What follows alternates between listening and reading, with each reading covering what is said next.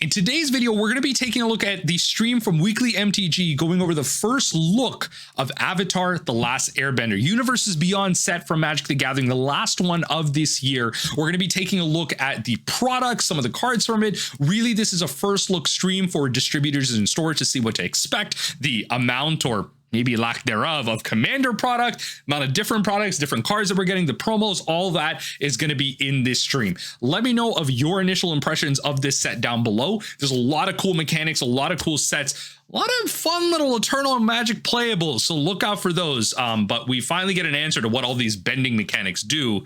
Let's not delay anymore. Let's hop right into the stream. Fantastic. First look show. We are here today to talk about Magic the Gathering, Avatar: The Last Airbender coming up. This is our first look at the set. And for those who don't know, first looks are pretty early sneak peeks at the set. We do these kind of early so that we can give stores and distributors an idea of what they're signing up for.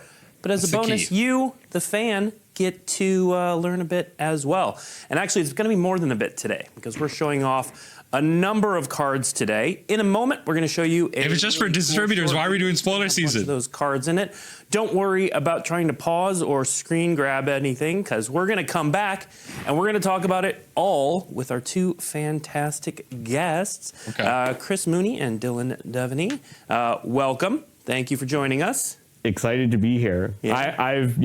We work on things so far ahead in time. So for years, I've been waiting and waiting to finally get to talk about this set. And so, super excited to get into it.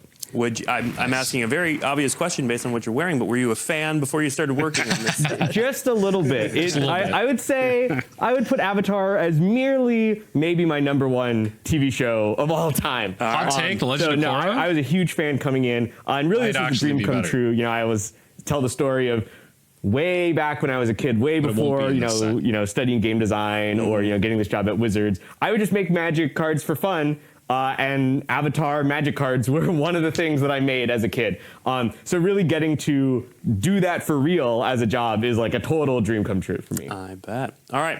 Well, we're going to come back and talk with Chris and Dylan in a moment. But before we do that, let's take our first look at Magic the Gathering and Avatar: The Last Airbender. Okay.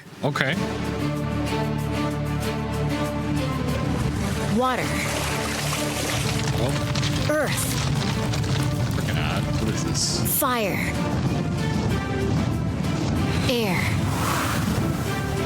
Discover the cards of Magic the Gathering, Avatar: The Last Airbender. All right. Crack Aang's iceberg. It's your choice to follow Aang's journey or write your own legend. This is that card. Yep. Oh my god, there's so much happening. With full art Full art, amazing. I want to read that last one. What's waterbending? And discover the power of Avatar Aang as he transforms into Aang, master of the elements. Get a glimpse of Aang's full potential with show creator Brian Knitzko's raised foil Avatar Aang card. Ooh, raised foil. Look at those edges. But while Aang's bending skills Isn't there going to be a problem with like thickness of cards? You'll need the whole gang to save the world. Nice. Yo, those are going to be sweet. And Team Avatar isn't complete without Appa, Steadfast Guardian, and Momo, Friendly Flyer. The allies are returning. Befriend them and other hybrid creatures along the way. Nice. Find iconic Avatar scenes in the set, like Sokka's haiku. Top target land. Hold on. Pivotal it's not moments basic. That's define important. You. Faded firepower asks who you are. And Redirect Lightning asks what kind of bender you want to be. Lessons are back. Collect Avatar: The Last Airbender lore, including cards like The Rise of Sozin, Fire Lord Sozin. It's kind of lit, actually. Find your people. Okay. Become the Avatar. Discover your destiny. And don't forget to hit up your favorite local vendors. The Cabbage version. I actually love that. The pack card looks See sweet. more of Magic the Gathering, Avatar: The Last Airbender. Different pre-release boxes. Tuesday, October 28th on the debut stream. Flameo, Hotman! October 28th. Okay, that's the full preview stream. And welcome back. As we gotta go through all those. We gotta go through all those. Trying to go back and look at any of that or take screenshots, because we're gonna talk through everything you just saw and maybe even a little bit more. So a little bit more. I'm gonna start. I wanna start with those Appa lands that we saw, because full arts. I think one of the cool things about this set is it really takes you on a journey, much like the show, through this entire world. So how intentional was that for the set? I mean, so much of the show is focused on their journey, you know, physically through the world, and also, of course, their corresponding character journeys through that. But, you know, I am someone who oftentimes in Magic sets, the land art is my favorite art. And getting to bring this world to life at such a, you know, a high level of, like, you know, fidelity that we've never been able to see before. Like getting to see these locations that we've been to, these, you know, landscapes that are beautiful, just brought to life in a whole new way. That was just something that was so exciting to me about getting to bring Avatar into Magic. Yeah, let's put those landscapes up on the screen so we can take a look at them. Yeah, beautiful. Yeah, these are gorgeous. Yeah, visually, beautiful. Once we get full arts of these, I'm gonna be using these in my TikToks next week. In Magic, basic lands are the get like the images to see our worlds and planes, and in Universes Beyond is a way for us to see the world that we know and that we love. I kind of wish like Appa was like more uniform that we could in the location of each card, but they see their world through Appa. They're always flying on his back on this globe-trotting adventure. Wouldn't it be cool if we could recreate that feeling for the players? Feeling you're on Appa, seeing these iconic vistas and locations, whether you're flying over Bossing Say, you're going to the South Pole, trying not to get sucked up by a tornado or across the swamp. There's all these locations that gives us that sense of visitation and journey, calls back nostalgia from the various books, and are also just emblematic of their mana colors. I think it's a great way for us to help these two wonderful IPs come together to create basics. Proper legal, by the way. New lens for something that we. If that was confusing for anybody, there are a lot of iconic. These lands are proper legal. The show, but I think that just seeing Appa in the sky is perhaps one of the most iconic visual elements of the show. I mean, I realize now as I'm talking about it, literally my phone case that I have is a little Appa flying in the sky. So really, really iconic. Yeah, well, we're also going to visit some iconic and familiar locations. We're not going to show a ton of them today, but we are going to show one that's it's going to look familiar to Avatar fans. It's going to look familiar to some Magic fans too, mechanically. So let's take a look at Southern Air Temple. Okay. Yes, Shrines are coming back. Ooh. So, Chris, tell us about this card. I mean, the shrines really early on, someone said, hey, wouldn't it be fun to have shrines? They visit many shrines, you know, throughout the world, many connected with various different locations. That's pretty nice. And nations. That's pretty nice. And once we put them in, they never left because we all loved them so much. It's not bad. So, this is one of, you know, a couple of different shrines that perhaps that we'll get a look at, you know, in the future. But one of the other things that we wanted to do from a design perspective is we still wanted shrines to have that identity of caring about how many shrines you have and scaling with your shrines, but in a kind of a new way. So you'll see that the shrines in this set, they work just a little bit differently from previous shrines, but will still fit very well with all of the existing shrine cards in Magic. Something with like Sanctum of All, very fun to draft. You know, your Tom Bombadil shrine deck or whatever. In the world, we pick to be places of reverence or spiritual importance or connected to the Avatar. So you can see here. Being dumb. Tom Bombadil cares about sagas. The shrines inside the world of Avatar, the idea of being connected through spirit and through your previous generations and previous Avatar cycles is a point of reverence. And so we try to be very standard legal. Like you don't have Sanctum of All in standard. What like locations, what art we are going to do for them, so they kind of feel like that notion of reverence. And one thing, you know, that we will see a lot of moving forward here, but we've got the Airbending, you know, watermark symbol here on this card, and you know, we'll get a look at a good number of these elemental symbols as we go. Oh, I like that actually, like on the back. All right. Well, really speaking of as we go, you know, we mentioned this you journey through this world, but this set also seems very intentional in taking you through the story and the important moments and character developments. So of course, everything started when this first piece of art occurred. But how much did you build in actual story moments and journeying through the story? It's a great and loaded question, which I really appreciate. Chris and I, like, super early on, were like, we can get every episode in. In fact, we can get multiple moments an episode in. Like, you could fan out the box, and you should be able to watch the show. And we really tried to hit a lot of those beats, a lot of those character moments. That's actually really cool. A lot of those story moments. And not just present day, but we have lore and history. That's actually one of my favorite moments in the cycles. show. And so it was incredibly intentional. In fact, we'd be watching episodes, be like, yo, Chris, this is such a small moment. Do you think we can put it in? Like, Dylan's already in. You don't even gotta worry about it. Obviously, it's going in. I was like, okay, nice. Let's go watch the next episode. And so that was really fun to try and figure out like how we could tell the full story of Avatar through almost like beat for beat shots of emblematic episode moments. Or sometimes an episode was so important, so dense, we got to do multiple cards for it. Yeah, and this was such a fun art piece. I think we got this one relatively early on, and it really helped to set the tone of just the entire look and feel of the set. So exciting. Just, I remember seeing this art and being like, oh, it's real now. Yeah. Like, I knew we were making it, but looking at this, I was like, you know, it really hit me. This is like, sweet art. We're going to be making, you know, such an awesome representation of the show. Yeah. One of the cards we showed in that short video that happens very near the start is Aang's Iceberg. Okay, this one I go waterbend 3. So it says waterbending. We're going to talk about mechanics in a bit. We've got a whole mechanics section that we're going to go paying the waterbend costume, you talk a little bit about this story moment, what this card's capturing. So, you know, again, talking about iconic moments of the show, this is one that, you know, is, again, one of the most iconic visuals of just Aang in the iceberg with Appa. You know, it's from the first episode, which, you know, gets shown off so much, you know, when the show was coming out, like in all of the ads and the trailers and everything. Right, but so you can fly. It's an O-ring you can flash really in, important which is story like moment pretty as well. decent.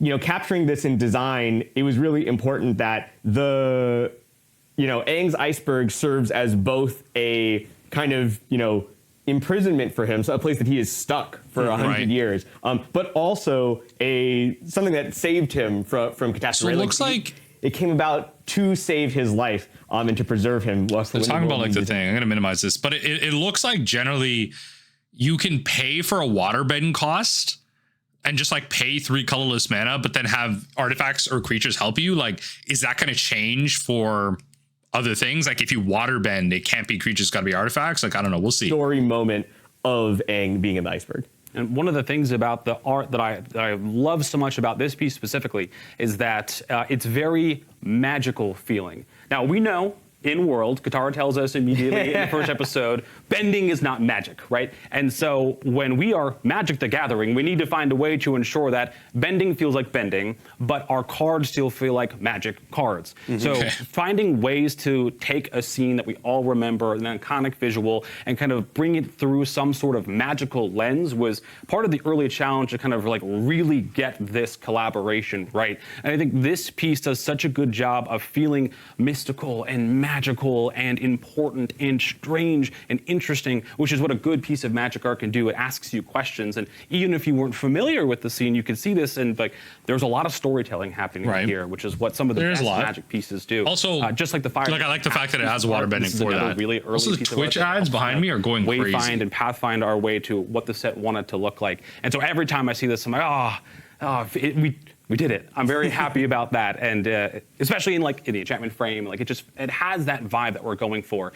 So again, we know that bending isn't magic, but our game is magical. So trying to find and balance those two, I think this card is a really good way to satisfy both creatives. I remember a conversation that we had very early on where you were like, you know, in the show they say, you know, it's not magic, it's waterbending, and I was like, but we're Magic the Gathering, so we're gonna still be leading into that magical element. We need I think to this change piece that. also, just in as beautiful as it is, really captures something that, you know, we and specifically Dylan here, who is, you know, the creative lead and led the art process.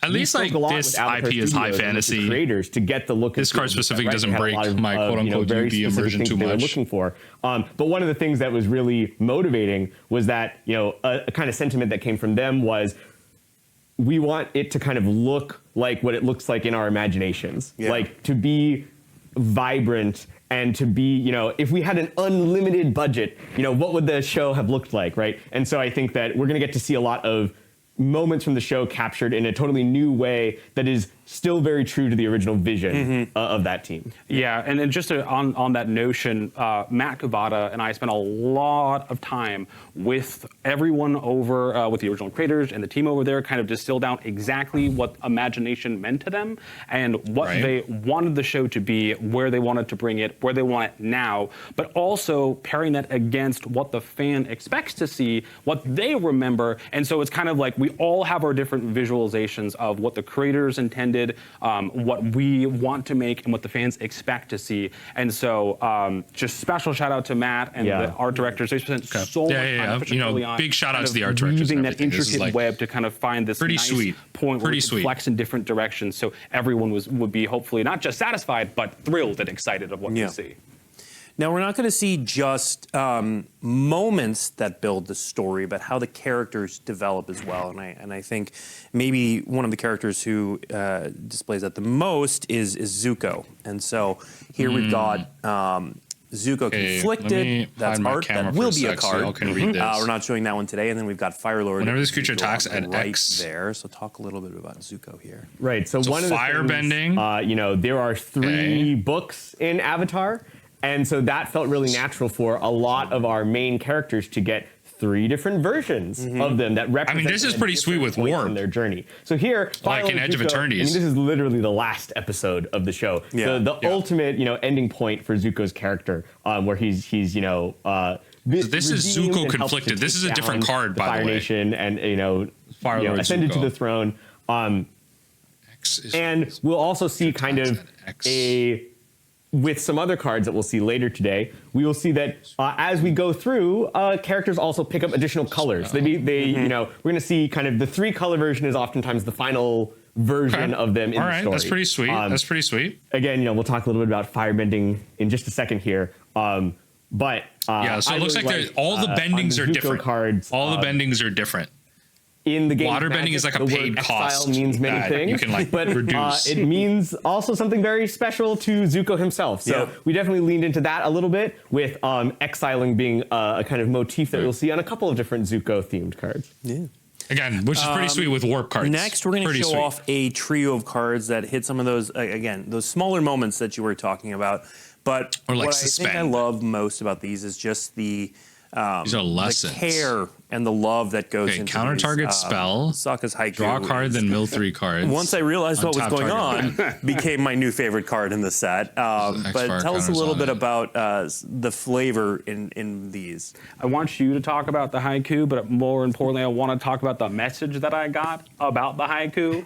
You were like, hey, me and the team came up with something really funny. Here's what it is. What do you think? And I was like, I don't need to hear anything else. This card is protected till the end. No feedback, no restrictions. This is perfect. We won't put any flavor text on it. It's just like the level of inside joke that this is for a card game, for the IP, for the fans, was just so excellent. Just genius work. I mean, for anyone who maybe isn't, you know, like fully caught up, I would recommend reading the text box out loud, and maybe that would help a little bit. But this was something where oftentimes during the development of Magic sets, you know, we will come up with designs that make the design team laugh.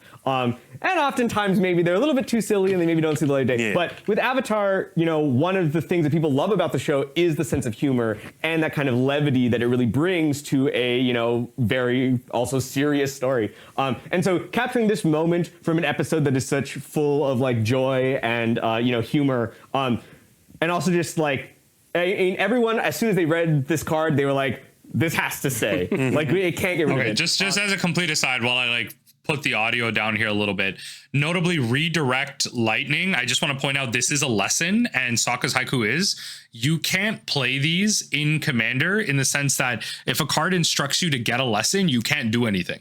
You don't have an exile zone to pull from. There's no sideboard. So even though redirect lightning is a really powerful effect, I'm thinking immediately for like CDH players and stuff. You can play this in your main deck as a card, right? So you can pay 1 red and pay 5 life, change the target spell or ability. So there's that, but you can't tutor it out of your sideboard. So just kind of keep that in mind when you're playing a card like this. So Sokka's Haiku, though, pretty powerful magic card in terms of commander. Like, I mean, counter target spell, draw a card, mill 3 cards, untap land. Like, it's doing a lot. It's doing a lot. I would say this is like a pretty sweet uncommon.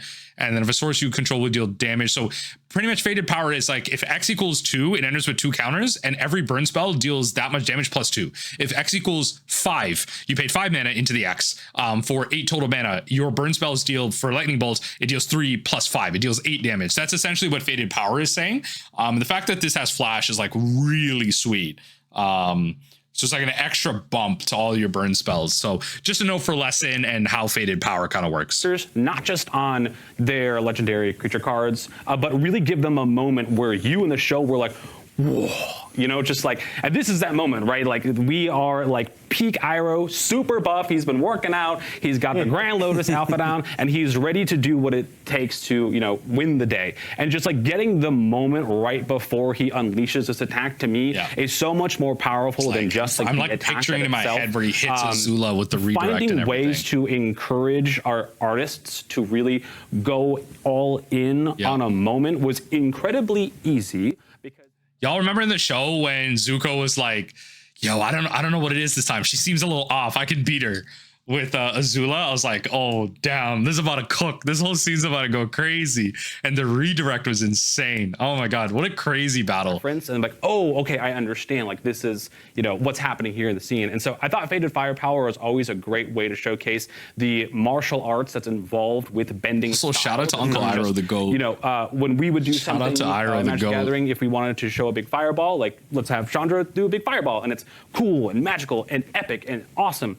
But part of what makes bending so important is the care of the study that went into creating the martial arts and inspired by real world martial arts to create what bending is. So I loved it when we were able to showcase the very specific natures, structures, pose, and positions of each bending style. And I think Fated Firepower does a really good job to communicate the strength of what's to come. In a way, it is kind of chaotic. The art is kind of chaotic, but I do like it. It's a strong stance. Iroh is like also the hands going up and down. Reminds me a lot of my own, you know, Japanese grandfather, who has, you know, both that like stern mentor, but also the like, you know, caring nature and the, you know, sense of humor that is so important to Iroh. So that's always been a very special character to me. I like that lessons are coming back though. We're not going to see an Iroh today. I want to see a common lesson. Stay tuned. Red Goblin players and about to go also crazy. in the flavor text of Redirect Lightning. Yeah, so Redirect Lightning represents something that whenever possible, Chris and I tried to do when we had a lesson card that was about something being carried through. We tried to put flavor text that was representative of the lesson being learned. Like, so in Redirect Lightning, this is the moment where Zuko is redirecting. Of course, Iroh the GOAT again. Iroh coming in as a GOAT again. Come on. It's very cathartic, very it's in the great, like, how does Iroh's status affect LeBron's legacy? Learned majorly about this move. LeBron's shaking in his boots. That's how it affects LeBron's legacy. Onto Zuko so that he hopefully would never have to use it, but should he have to, he would be prepared to. So these lessons are trying to be whenever possible. I like that too. It's very like that are teaching. Of, like when I learned the thing, and then when I have accomplished the thing I set out to learn. Yeah. You will see lessons that are about learning in the moment, because very often in the show, someone learns a very important lesson right when it happens. And so that's another way we were able to kind of capture that flavor of both like education and mentorship, but that sense of character progression and many times spiritual growth. Yeah.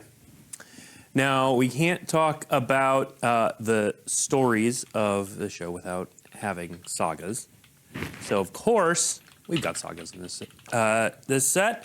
And here is our first one that we showed off during the video. We've got The Rise of Sozin.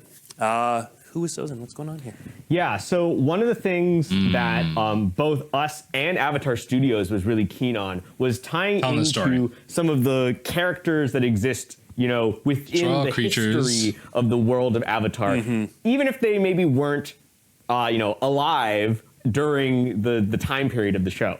And one of the ways that we decided to capture that was with these sagas that flip into creatures. If you played Neo Kamigawa, you might remember these cards. But essentially, there are a number of these sagas that tell the history of the world or tell something, you know, important from the past. Actually, and then when you get to Rakdos, Saga, that character from history actually shows up. You know, his manifested in your game of Magic. You know, Sozin is the one that's being featured here, and of course, Sozin was the one who started the 100 Years War by, you know, launching an attack. 6 mana for a board wipe is a lot, but you get destroy all creatures, then a surgical effect. Extended all the Stone Brain, I guess. It'd be closer to Stone Brain. You know, came to save the world at the end. You can see here that, you know, starts with a lot of destruction, and then you're going to search and try to find the Avatar, which is the only thing that could potentially stop Sozin.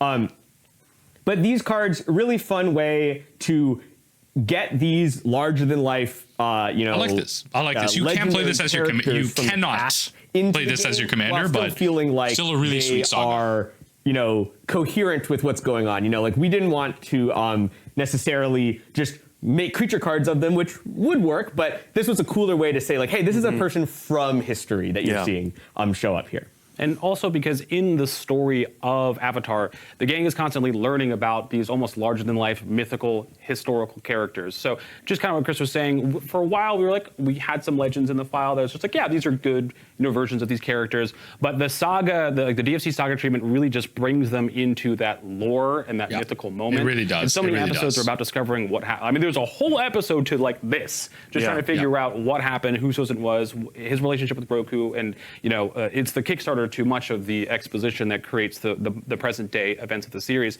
But all the other sagas are trying to accomplish that same thing. It's like that either what that character or what that story was most known for, or what Aang and the team discover about them. And then when we get to the character side, it is what they are most known for, or encapsulating very specifically maybe an event that everyone always talks about. We're only going to talk about Sozin today, but I'm just going to say the green one is my favorite.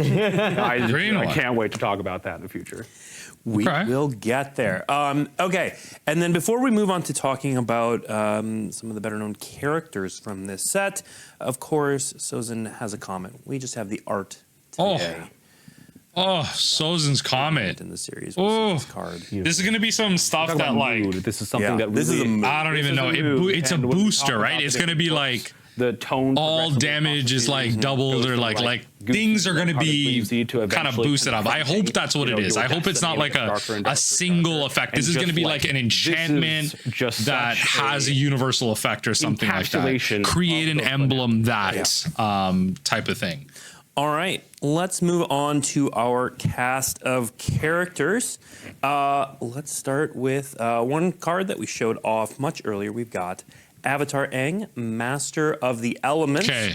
And I know when we first showed this card off, there were a lot of questions. What is waterbending, earthbending, firebending, and airbending? We are going to talk about that in a little bit. We keep saying that, but we are going. Come on, not right now. Right now is the perfect time. You will learn. You will learn all 4 elements. But talk a little bit about this card, in brief. People have seen this one before, generally speaking. Right. Well, this is a card that we spent a lot of time on to get right. We really wanted to. I mean, essentially, when we were trying to figure out, you know, what does the ultimate Aang do, we spent a lot of time, came up with a lot of different things, but eventually the caring about mastering all 4 elements was not only the most fun sentence I've ever written on a Magic card, but also really sent you on a very fun, you know, deck building quest, especially in Commander. To do all that, so it has to be very specific. Like, can I get all these things to happen, and can I flip this over? And that really was such a fun quest to send players on, because it felt so resonant and you know, true to the show. The idea of, if I want to unlock the potential of the Avatar, I am going to have to find and master. And I like the fact that with its ability on the flip side,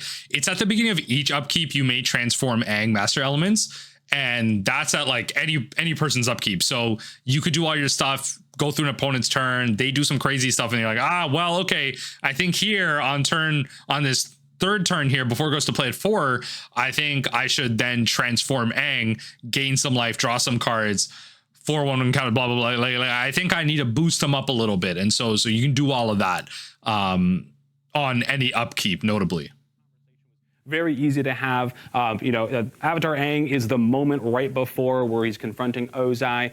We have all 4 elements in the piece. And then obviously, of course, the backside has to be like the sickest visual ever. I mean, like, I remember first seeing like the bubble of air and like the rings of all the elements around, and I was just like, when we were told we were doing this, I was like vibrating in my seat, like, oh, I can't wait to get art of that scene, and it was very, I guess, like cathartic to get there, but then also to get there with what Brian did. The one last thing before we go see that amazing art is that a lot of people have asked, like, hey, this Aang has the firebending symbol on him. Well, just saying, there might be other Aangs in the set, and those Aangs might have different elemental focuses. So, get ready, get excited to see what the other Aangs might do. Well, we do have one piece of art from another Aang. This is Aang, the Last Airbender. And going back to mood, this is so like the pilot. This is so the first episode. This is so book one Aang, right? We just saw him at the start, literally the start. Serious and fierce he looks, and then his ascension of the Avatar state. But here's that lovable goofball. Here is the Airbender with Momo, just not a care in the world, soaring through the sky. And I love that we get to have both, and it just shows what a great character Aang is, what a great character every single character in the show really is, because they have so much depth and so much growth. So being able to compare Aang, Last Airbender to Avatar Aang is just a really nice way to see his progression from episode 1 to the final episode. Yeah. All right, next, let's take a look at Toph, the first metal bender. Ooh, I love this. The art's kind of interesting. It's not like to say, directly from the show, which is kind of nice. Every character is, people. It's one of the things that people love about the show. I think we're going to be showing off a lot of someone's favorite characters. Hopefully. Yeah. But Toph, again, we really try to capture the various different elements of the characters throughout their journey. And Toph sort of reaching her, pinnacle. They don't get the ability to tap for mana? Inventing metal bending, this whole new style of bending that really is a fundamental shift in the way that the world works. We really wanted to capture that by making a card that had a that's kind of nice, though. Funky line of text that really gets your brain. That is a funky line of text. Right. Yeah. Just your. Oh my God. Just turning your artifacts into lands and thinking about the way that Folks, now. This is a problem. We're gonna have lands. We're gonna have land destruction strategies that want to earth bend a bunch, destroy all their lands. They're gonna and they're gonna all return to the battlefield while your lands are gone. I know the degenerates that are going to use this to their advantage. I understand what you're doing. Saying when I am here, the rules of the world are completely different because I have invented something brand new that is going to totally change the way that you think about, how the world works. And in this case, how the game works. So this is a card that we had a lot of fun coming up with. Very strange, cool, awesome things to do with become a land. What I love about this specifically, it might sound silly to say, but Toph quite literally bending the metal in the art to the point where the metal almost takes on this like cloth-like texture. Like it's so easy to just like move and maneuver and sculpt and shape. It's just a real treat to showcase that moment of her like really flexing into art style's kind of interesting. Right? I like the shading on it. Discovery. This is a moment of her really using it for her intended purpose for the in the season finale. And I just like that we get this connotation of bending, and in the art sometimes we quite literally get to showcase that. Yeah. Now, we didn't want to leave today without showing some of the progression for at least one character, so we are going to show two different Kataras here. So first, let's meet Katara, Water Tribe's Hope. Ooh. Yeah, so this Katara is kind of, the second Katara in the sequence. We've got this is her kind of at the blink end target, you can of make book 1, beginning of book 2. Really when she has become a waterbending master and is moving towards, she spends a lot of book 1 kind of, growing in power, but hasn't quite gained all of her abilities. In book 2 is when she really comes into her own, both as a leader and... Okay, so again, like you can blink this and make a bunch of creatures, and you can then use those creatures to make those creatures like super large. So it kind of works with itself in that sense, but its base power toughness, notably, it doesn't get like a boost on top. So that's going to be notable based on like certain interactions. But That's pretty sweet. That's pretty sweet. Waterbend X can't be 0. So it's not like you can like wipe your whole board to some like graveyard shenanigan, which is important to know, which is good. If you have some type of like on the sideline supporting, she is one of the most capable fighters, of the group. And so here we get to see her, being able to really put out a lot of damage, especially when backed up by a team of allies. Yeah. And really leveraging the kind of open-ending nature of waterbending, which we'll talk about a little bit later. But the waterbending mechanic really allowing you to, be very flexible in the way that you're using your resources, and in this case, to potentially hit people with very large creatures. The other thing too, and I'm glad you said it, Chris, is like this is Katara really taking on her like martial prowess moment, and so we incorporated the kind of like luminous light that comes with kind of like her healing abilities as a part of something that's more of an aggressive technique that she's getting ready to do to go into some form of combat. So we wanted to highlight and showcase that she has these capabilities. It also adds, again, that layer of like magic and mysticism to it, but the focus is not that on the card, but it really helps kind of put the connotation of waterbending across the blue and white mana colors to kind of call back to her in-world abilities and then showcase the mechanics. I like that, like how it kind of lines up one for one with Magic. All right, now let's take a look at Katara the Fearless. So if you were we've seen this is the promo. To be at San Diego Comic-Con, you may have received a promo version of this. This is the main set version. But we haven't even talked about this yet. There's a focus on allies in this set. That's right. So you probably have spied on a number of different characters that the type ally is there. Yeah. And that was something that came up very early in design that we were like, well, there's a really strong emphasis in ally stonks have to be skyrocketing. People of the various nations all coming together.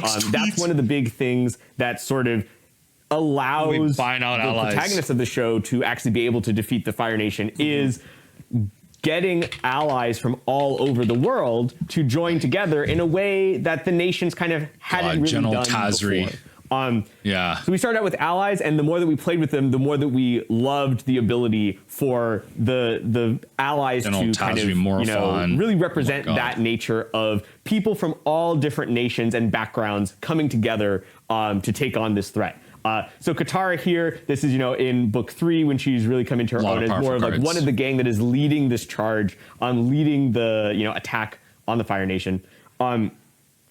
And not every ally in the set, as we've seen from a variety of characters, not every ally in the set has that classic, ally from Zendikar style ability about, when allies enter, something happens. But we have really tried a lot to make sure that the allies from this set will work really well with those previous allies. So in this case, obviously, many previous allies have triggered abilities. Someone in Twitch chat is right. Katara Bloodbender. Just saying. There should be a black version of Katara Bloodbender doing like crazy stuff.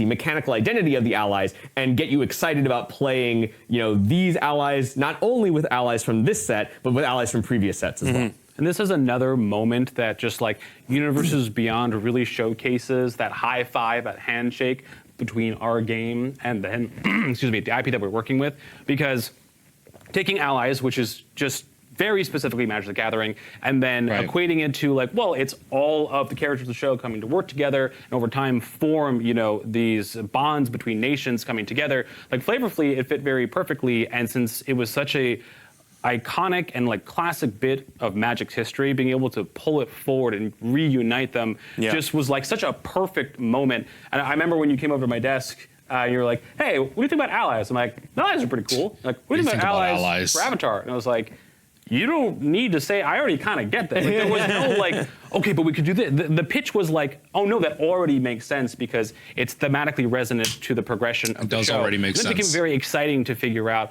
well, how can we bring back allies, in terms of Magic gameplay specifically. So I thought it ended up becoming another way that UB can really showcase and highlight the relationship that Magic has with whatever awesome thing that we're collaborating with. Right.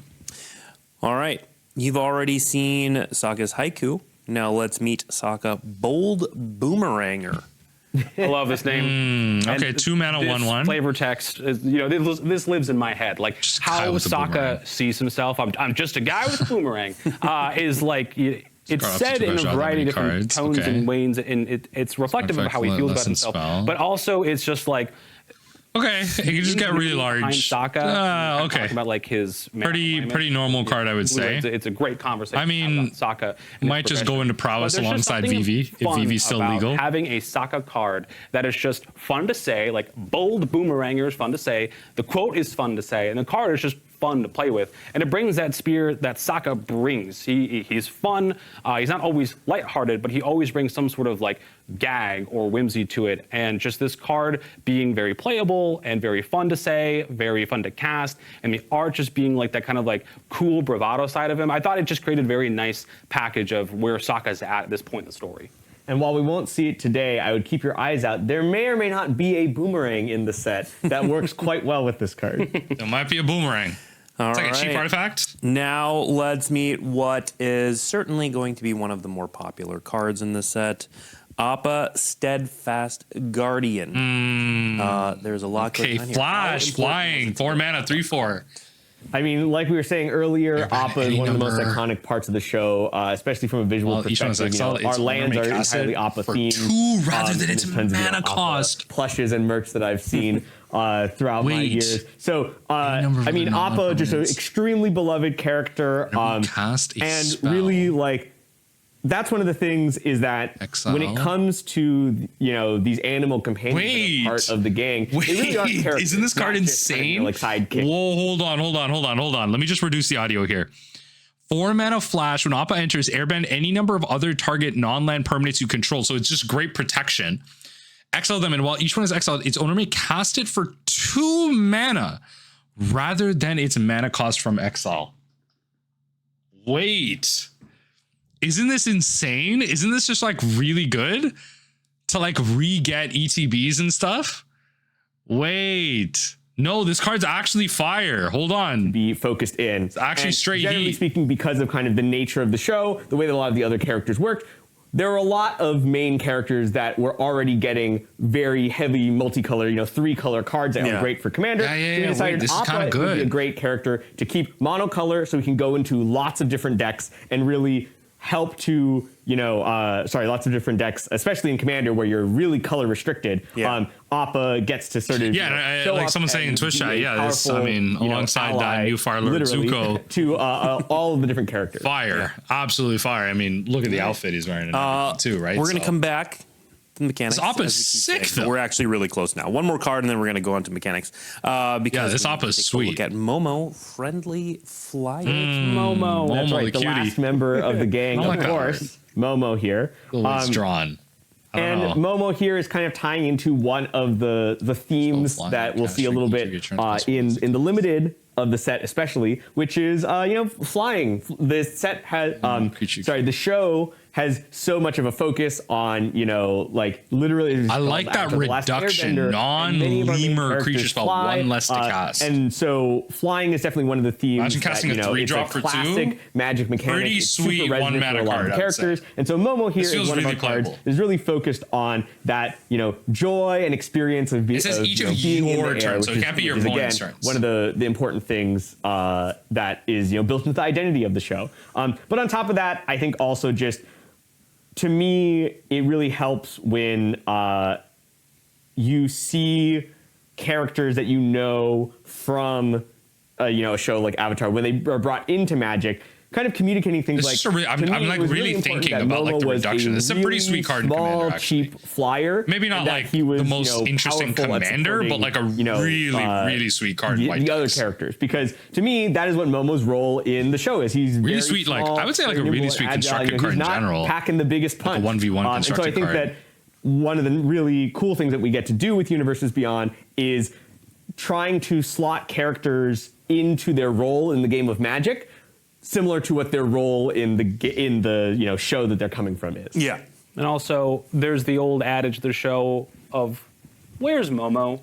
I like to think that in this art piece specifically, this Thalia is like cost 1 with this, causing trouble, stealing something, getting into someone's food, or he's just making some friends with some other friendly flyers. Overlord costs 4. Now, as we've been saying, we're going to move on to the mechanics. That 3/1 that blinks something costs white. We don't. I'm not saying this needs to be in Blink. It's just mechanics. That's what I go to in Modern. Full context of the set, but as we were looking at the set, we can't talk. Can you dash in Ragavan for 1? Bending mechanics. And I mean, we've just seen with that out. Can you dash in Ragavan? And so many of them use the bending mechanics, so it's really hard. It's pretty to not good. Talk Play about that. Exactly. So we are going to talk about them. We're going to synergy. start with airbending. So let's go back to Appa. Okay. Appa's going to highlight airbending here. So tell us about airbending, Chris. Yeah, so airbending is a mechanic. So you airbend a permanent, and that means that you exile that permanent.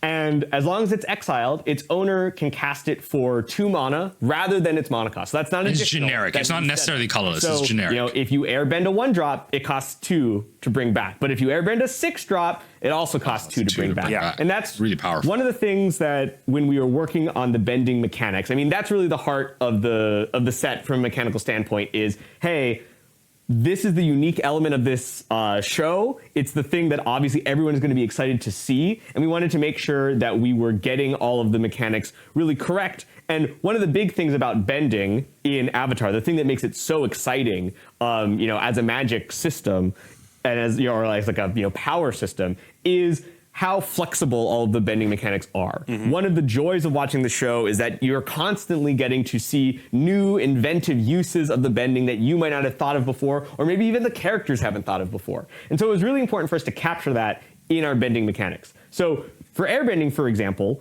airbending can be used kind of to delay your opponent by getting their stuff off the board. And it's, it's going to cost 2 to bring back. That's not that expensive, so they could probably replay it in the next turn, but maybe just getting rid of it temporarily is going to be useful for you. And that felt very airbending to us, the idea of, hey, like, we're not necessarily hurting you or getting rid of you forever, we're just going to like temporarily disable you. But sometimes you want to airbend your own stuff, because again, if you airbend a 6-drop, it only costs 2 to bring back, and you can get a huge ETB over and over again, potentially using airbending. So that kind of dual use and kind of figuring out Appas with like mirror gallery out was something that was really compelling to us. This mechanic especially, came straight from Mark Gottlieb, who had never seen the show before. Someone in chat's like they're misreading Appa, but like airbending, we're doing saying airbending in general. Different ideas, but none of them were like quite Appa specifically can't airbend what airbending does, an opponent's creature. And he was like, but he's saying airbending in general will allow you to probably interact with your opponent. Stuck the whole time. As soon as we played with it, we were like, this is gold. So shout out to Mark Gottlieb for inventing airbending, but so yeah, maybe he did specifically say like not only I guess airbending will allow you to like interact with your opponent's stuff based on what they're saying, just not Appa specifically. There is a little bit of because it says permanent you control things and bringing them back, because airbending is one way to do that. Okay. All right, now let's talk about waterbending. So we're going to bring back up Katara water. Yeah, so this is just like an activated ability. That waterbend have your creatures pay for it. What's going on here? So waterbending is a type of cost. This one is X, but we've seen on previous cards like Aang's Iceberg, like oftentimes it will just be a number. And that cost, you can just pay it with mana as you normally would. Mm-hmm. But waterbending also gives you the reading comprehension is at an all-time low. Someone in the chat, in Twitch chat, just said, can Appa airbend himself? It says other non-land permanents. Like reading comprehension is at an all-time low. And you know what? Look, I'm guilty of this too, so I won't say too much. Stones from a glass house type of thing, but just saying. Opponent's creatures every turn or bouncing all of their stuff. Those things weren't really they weren't very fun, frankly, but they also weren't capturing what we felt was more at the core of waterbending, which was the idea of being very flexible and being able to change your approach to different situations. If you have like training grounds, and so training grounds with water, if you've got a lot of mana, like if you're building a Katara deck, training grounds is really good. But if you have a lot of tokens in play, especially if you've got creature tokens or clue tokens, you're going to be able to tap your various permanents to pay these costs, and that gives you a lot more flexibility with the way that your turns play out. Like maybe one turn you'll activate it using mana, and the next turn you'll tap your creatures and use your mana to cast a different spell. And so really, you'll see, in the variety of waterbending cards that we see over time, that waterbending is used in a large number of different ways to get different types of outputs. Mm-hmm. And so you have a lot of flexibility in both the input and the output of your waterbending cards. Okay. And I'll just say I had one specific play test when we were playing this for the first time, and just a sheer notion of like tapping down my board and then going straight into my upkeep to untap everything Like, it was just like a push and pull of literally like my hands waterbending my permanents up and down. And that was like a very small moment for me, was like, even beyond like creative and mechanical flavor, the sheer act of physically with my cards, like I got the notion of what it was going for. And it was a very, very tiny thing that gave me so much joy. Highly encourage you at pre-release to really go over, if you're playing waterbending cards, like really dramatically move your hands back and forth. Okay, all right. Don't be doing all that. All right. Don't be doing all that. All right, let's learn about relax. Right. So earthbending, you know, lets you put plus counters on your lands to turn them into irrelevant. And you know, you can chuck them at your opponent, or you know, use them as a wall to block for you. But if your land dies or is exiled, it's going to return to the battlefield. And earthbending is pretty similar to some previous mechanics we've seen in Magic before, particularly Awaken. Turn it to the battlefield. But making one of the downsides of these mechanics is that you would often if there's some way to like get yourself into a sticky situation if you did them too early in the game. Yeah. So you know, if you had a 2-drop that woke up one of your lands, well, if your land gets shocked, now you're down a land, and that's pretty disastrous in the game of Magic. So we were trying to look for a way to prevent that from happening. And so ensuring that your land, you know, always comes back, you know, if it dies, if it's exiled, your land will return to the battlefield, meant that you could now be feel a lot safer turning your lands into creatures. Yeah. And once we got rid of the danger of that, it allowed us to make a lot. They're catering to the casuals. The casuals don't know about Stone Rain. The casuals don't want to get wastelanded, strip mined, now in Timeless. They don't want their lands destroyed. Big L. Again, big L. When we're talking about the bending mechanics, flexibility was a huge, you know, focus for us in terms of capturing the feeling of bending. Someone in the comments, so the idea of earthbending, where you can, you know, double or triple down on the same land and have a huge creature, or you could maybe spread it out and have a bunch of smaller sized creatures. But if you're able to like sack these, you do get like multiple landfall triggers. So I imagine 4 means put 4 counters on something. If landfall becomes more popular in standard, it kind of is like a semi-relevant like tier 3 deck. But you know, the more stuff like this could be used, the more of your lands are going to get taken up. You know, acting as creatures. So you have to weigh that. And again, that flexibility was a big focus for us in design. On top of that, I'll also call out that, this is a lesson, earthbending lesson, and this is one of our, you know, common lessons.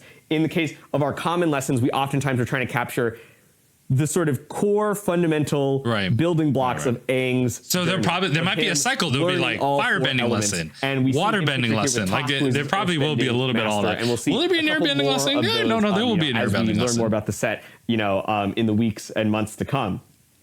But the lessons in this set, one thing that I should call out is there's a lot of cards in the set that care about the type lesson, but this set doesn't feature learn, which was a keyword that went alongside lessons with the original Strixhaven. When we were playing with lessons, I mean, we really brought them into the set for flavor, because we loved the flavor of learning the lessons, learning the different elements, learning the different life lessons, and having the mentor characters that cared about those things, or the student characters that cared about those things. But learn itself didn't quite fit into the way that we wanted to design the set. It was a little bit too complex and had a lot of moving parts. So you're not going to see any learn cards in this set. But of course, the subtype lesson still does what it used to do, which means that so we have learn in a future set. Are still going to be. We're going to have learn in a future set. Cards out of your like in Kamigawa or something. There's no point in having lessons learn cards in standard without learn to get them. That's so dumb. That's so dumb. All right. Okay. Well, you just answered. All right, we'll get learn cards eventually. It's actually so dumb. And here we can also see another lesson that has flavor text from the person. Oh my god, learn is too complex. Someone just prime subbed after learning that learn is not in the set. Oh my god, the internet. The scene where he gets wipe us out. Aliens come wipe us out right now. We don't deserve this. He's had some sort of epiphany. We pulled the flavor text from the mentor character to be very like, what is the I don't know about this. I don't know about the fact that we don't have learn to understand to kind of unblock. That feels weird. Like people are just gonna see this symbol and be like, what is that even about? Momo here hitching a ride. I mean, the boulders here. Go back to Strixhaven. Strixhaven stonks about to go crazy. Just kind of show up a lot in the background of many scenes in the show, and he just kind of disappears all the time. In fact, it happened a number of times throughout our set where Momo has just and like the fact that all across the set. Okay, I guess we'll get learn at some point, which means we'll get more lessons. Because why would you? if you did it in like an in-universe. Our final bending mechanic for the set. Let's take a look at firebending. Yeah. Okay. So firebending is a keyword that creatures have, and whenever a creature with firebending attacks, you get that much red mana until the end of combat. So that means you can use it to cast instants during combat, like combat tricks or removal spells. You can use it to activate activated abilities, and that goes all the way up until end of combat as well. So sometimes you'll attack, block, deal damage, and then you'll use your mana right at the end of combat too. So again, going back to that keyword of flexibility, for us, the idea of, initially when we first started, making the set, it's like fire, that's damage, right? Like I care about damage. Okay. But what we found was that that was a little bit of a narrow view of firebending. Like a level 1 view of firebending. Itself, firebending isn't all destructive, but also that it's so evocative. The red mana symbol is so evocative of creating fire. Firebending is the only bending of the 4 that actually creates the element kind of out of thin air. And once we had sort of tried out this idea of creating mana, it really opened up so much in terms of, hey, this isn't just about kind of, aggression or dealing damage anymore, but this mana can be used in so many different ways. There are so many different things that you can do with mana. It's the fundamental, resource of the game of Magic. I think we're just kind of hyping this up a little too much. Like, okay, there's going to be like 1 or 2 powerful ways. It ends at the end of combat. Use it in the heat of battle. That was so evocative of firebending and really led us to so many fun designs, and honestly, firebending was one of the mechanics that we settled on the earliest, because when we tried this out, it was so fun and so flavorful that we were just like, this is a slam dunk. Yeah. Well, you mentioned doing things during combat. Imagine like in Firelord Zuko, attacks. you have it out. To me, it feels very much end step on your opponent's end step. Tokens. It's got a big. And then like you untop with Zuko, and then like you just start playing a bunch of like token generators. 1 at a time, 2 mana, 2 mana, 2 mana. Everything starts getting 1/1 counters. Oh my god! I just like kick down my like purple light, whatever. Vendors that it makes can help to pay for its own flashback cost. Yeah.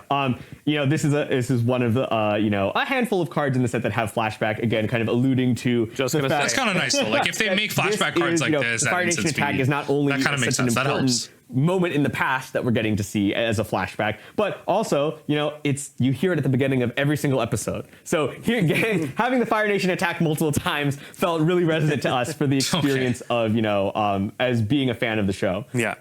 One other card I'll call out that we saw earlier, Faded Firepower. Right, this is another that card. It has flash. So it can flash in and give everything bonus damage, but that especially works really well if you've got a bunch of temporary mana that you have to spend during combat. So cards like that, there's going to be a lot of things that players can find, creative and fun uses for their mana. Yep. All right. Typically, this show ends at 11 o'clock. We try to be an hour. We're going to go a little bit over today. Because a little bit over. 4 minutes until then. And we still have... He's laughing. I warned. They're laughing because they know how much is left. We're going to run through some of the booster fun pretty fast because you'll have seen these cards, but they are cool treatments. We're going to start with the headliner card. Again, you've seen this card. This is Avatar Aang. But the raised sweet art, foil, that's going to be a pretty card to open.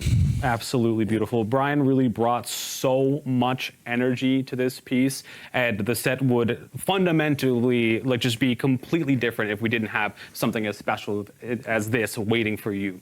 And it was so awesome that getting to work with the creators of the show. They're very involved in all of their partnerships, which is awesome. Amazing. It was pretty sweet.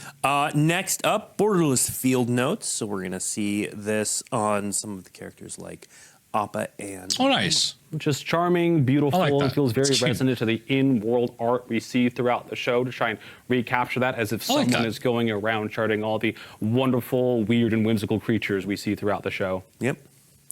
Then we're going to see the elemental frame, which we're going to see here on Katara. That's pretty sweet. That's pretty sweet. I like that. You can see that in the the upper left-hand corner of the text box. Rather than having the watermarks kind of be behind the text like it is in the normal treatment, these cards all have a specialty place for elemental symbol to go. You see my mouse kind of circling above the legendary, top left-hand side of the legendary. It's this little water icon. It's pretty sweet. All right, and then we've got this next one's really cool. The borderless battle pose. This is Fire Lord Zuko. That's really textless.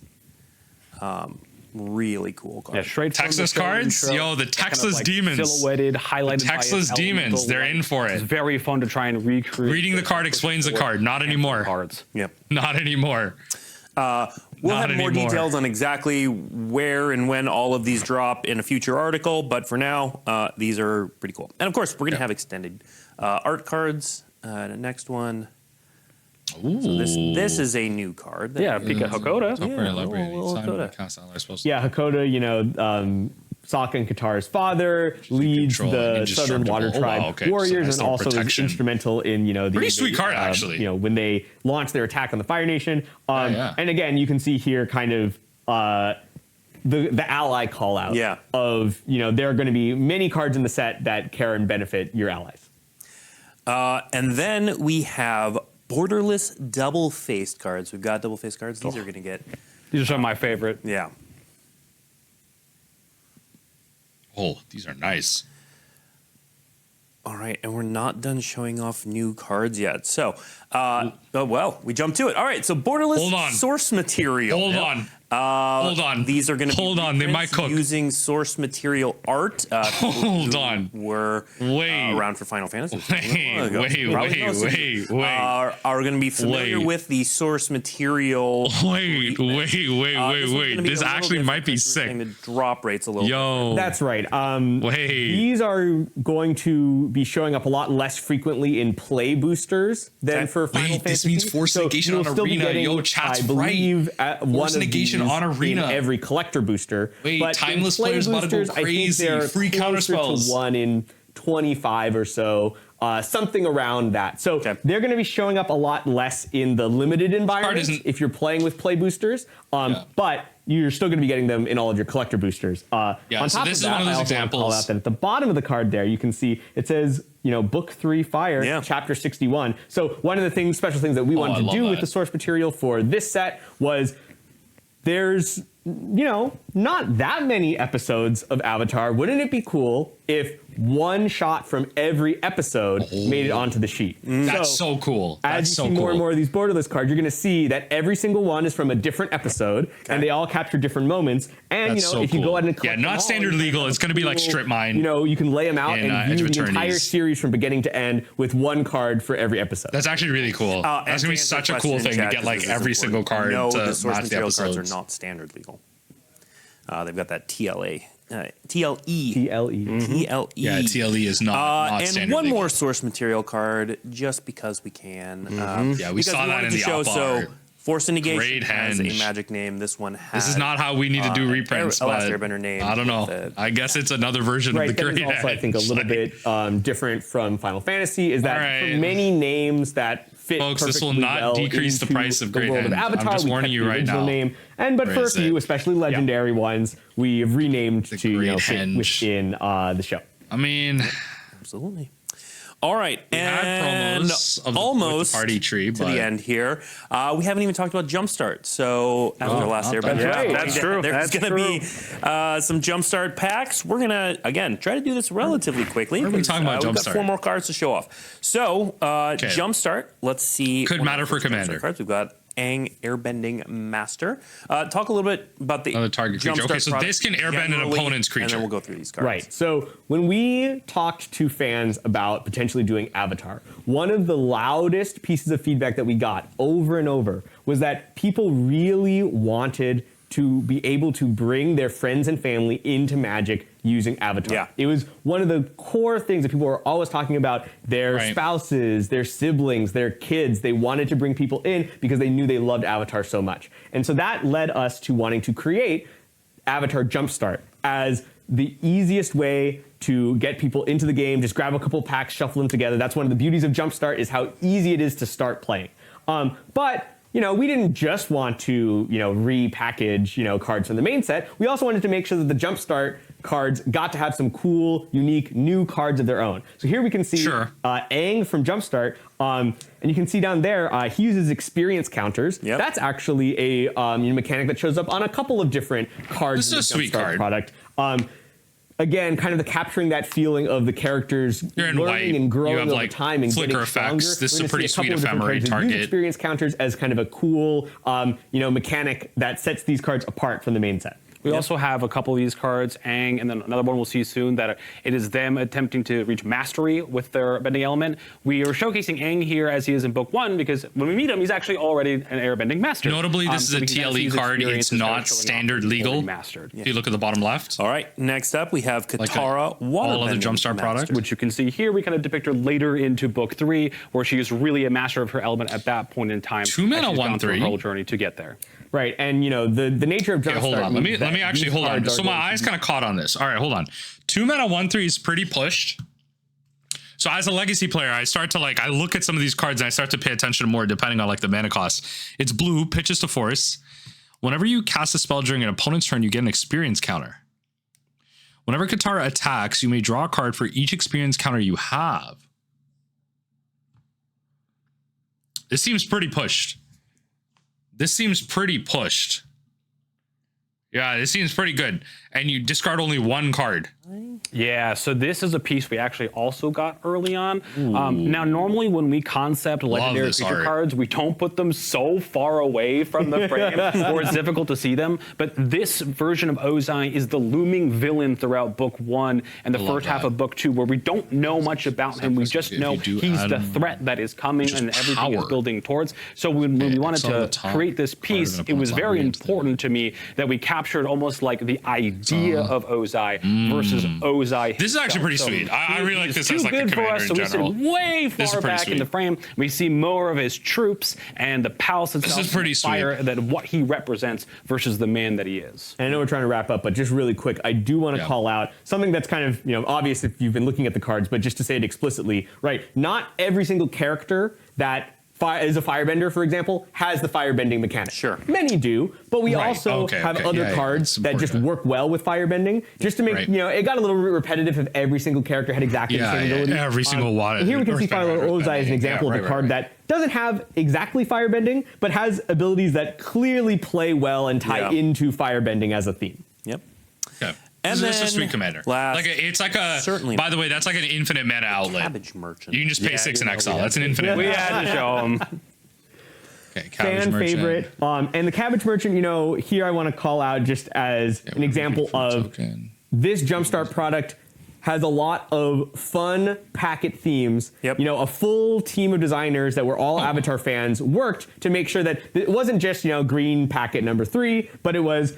No, let's make a Cabbage merchant packet that has food tokens and is all themed around the cabbages. I like this. This and there'll be a couple of more kind of, the packets are themed around very different characters or very different themes or places in the world. And that is something that was really important to make sure that Jumpstart had its own identity and was delivering on things that were going to delight fans of the show, even beyond things that we could fit into the main set. Put smiles on people's faces. Also, we needed to show him in a moment of serenity and peace and kindness. But if you look at the top right of the art, there is a sled about to careen into his beloved cart. So that moment will last for long. Yeah, we might be seeing more of the Cabbage merchant on some other art pieces, and he isn't always this happy.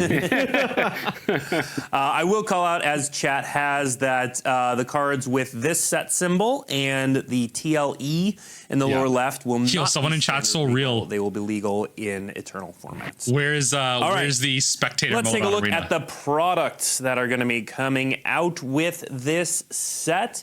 We've got play boosters, collector boosters. There's those Jumpstart boosters in the upper right. Worst product. There's a bundle in the lower left. And then, Chris, what's going on with the pre-release packs? Why are there 5 different ones? Yeah, so for this pre-release, we've decided to lean into the theming, and it will be a seeded pre-release where when you show up, you get to pick one of these 5 characters, and your box is going to have a special booster pack that is entirely that character's color.